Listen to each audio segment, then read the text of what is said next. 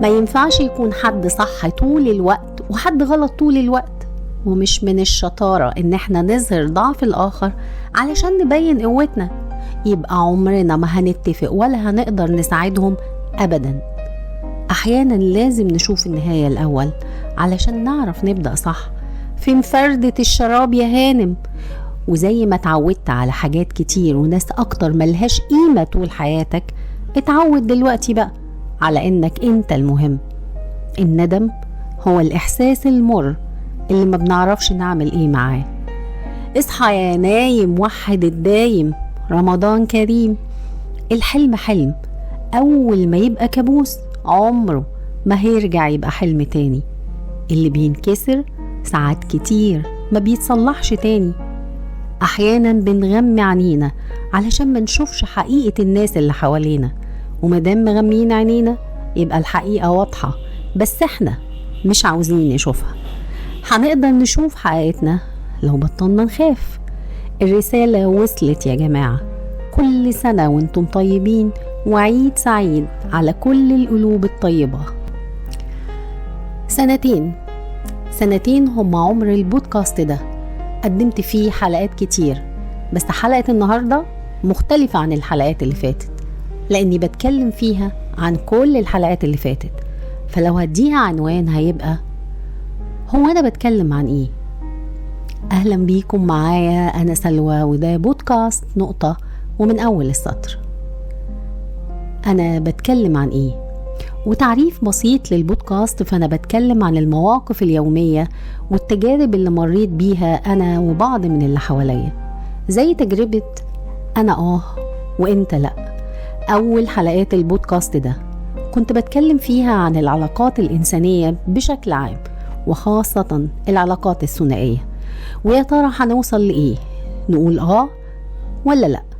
ويا ترى ده بيتفق مع آراء الناس اللي قبلنا واللي قبلنا ولا لأ؟ واللي كنت بتكلم فيها عن إزاي نتعامل مع أولادنا ومع بعض. ويومها كان يوم طويل وملخبط لدرجة إني قضيت اليوم كله وأنا بدور على كيس المخدة اللي كان قدامي طول الوقت وما شفتهوش، وتهيألي إني ممكن أكون رميته في كيس الزبالة. معقول؟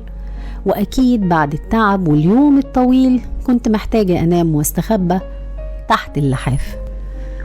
وحاولت كتير أنام بس مفيش فايدة، فزهقت وقمت لأن ميعاد رجوع الأولاد من المدارس قرب ولازم أروح أجيبهم. إيه ده؟ فين مفتاح العربية؟ أكيد حطيته في الدرج الأول على إيدك اليمين وانت داخل المطبخ. لا مش معقول، اليوم ده أهو يوم وهيعدي. أنا خلاص متلخبطة ونسيت كل حاجة حتى اسمي. معلش، هو أنا اسمي إيه؟ والحالة اللي أنا فيها دي عنوانها إيه؟ من غير عنوان. طب نرجع تاني لنقطة البداية، وبلاش نستنى كتير. ما احنا ياما اتعودنا على الإحساس المر اللي ما بنعرفش نعمل إيه معاه، والوقت جري ووصلنا لأجمل شهر في السنة. وحوي رمضان جانا، أجمل شهر بس بيخلص بسرعة.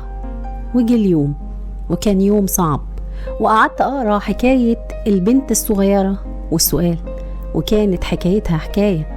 ويا ترى إيه اللي وصلها لكده؟ الثقة بالنفس والتعامل مع ناس صفاتها سيئة زي البخل. لا، كل اللي ده ألف شكر، مش ممكن أتعامل مع الناس دي، مش بيتغيروا أبدا. سؤال جميل، هل الإنسان بيتغير؟ ممكن، بس الإنسان بيتغير ولا بيبان على حياته؟